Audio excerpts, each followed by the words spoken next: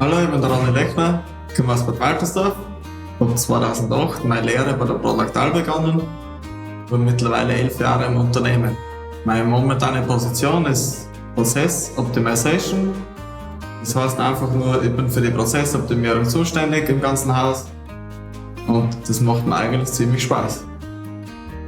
Also wir bei der Prodactal stellen verschiedene Milchpulver her. Anfangen tut das Ganze mit einem LKW-Rohstoff. Der Rohstoff kann Milch oder Molke sein. Da wird einmal als erstes eine Probe genommen, die analysieren wir in unserem eigenen Labor. Wenn das Produkt unseren Anforderungen entspricht, wird es abgeladen in einen Tank. Von dem Tank geht es dann als erstes über eine Pasteurisierung. Da wird der jeweilige Rohstoff, Milch oder Molke, gereinigt. Nach der Pasteurisierung wird die Milch in ihre Einzelteile zerlegt über die Filtration. Das sind rein physikalische Prozesse ohne jegliche Chemikalien. Die einzelnen Inhaltsstoffe sind Fett, Eiweiß, Laktose und Asche. Asche sind übrigens Mineralien. Nach der Filtrationsanlage geht es dann in einen Tank und dort wartet das jeweilige Produkt in flüssiger Form, dass es zu Pulver verarbeitet wird. Während dem Herstellungsprozess über Pasteurisierung oder Filtration werden auch stündlich Proben gezogen und kontrolliert, ob die Parameter noch in Ordnung sind. Während den ersten Steps, Pasteurisierung und Filtration, ist das Ganze noch flüssig.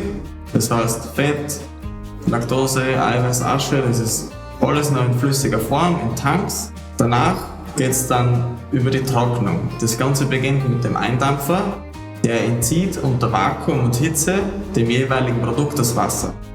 Das Vakuum wird einfach dafür verwendet, dass der Siedepunkt gesenkt wird und das Produkt früher zu kochen beginnt. Das Ganze ist dann effizienter und auch produktschonender.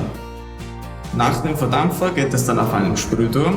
Das ist das hohe Gebäude, was man schon von der Autobahnabfahrt sieht, mit unserem Logo drauf. Bei dem Sprühturm, das ist einfach eine riesengroße Kammer, in der es 200 Grad. Da wird das jeweilige Produkt in flüssiger Form eingespeist und zum Pulver verarbeitet.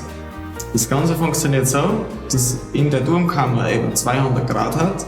Oben an der Turmdecke dreht sich eine Scheibe mit 10.000 Umdrehungen pro Minute. Dadurch wird das Produkt in feine Tröpfchen zerteilt und es trocknet. Nach dem Sprühturm gibt es dann ein Wasserdampf-Pulver-Gemisch. Das geht dann über eine Anlage, da wird physikalisches Prinzip verwendet, dass einfach der Wasserdampf vom Pulver getrennt wird und das ganze Pulver geht dann in einen Silo. Von dem Silo geht es dann über eine Hightech-Absackanlage in 25 Kilo Säcke. Das Ganze ist geschlossen, funktioniert vollautomatisch.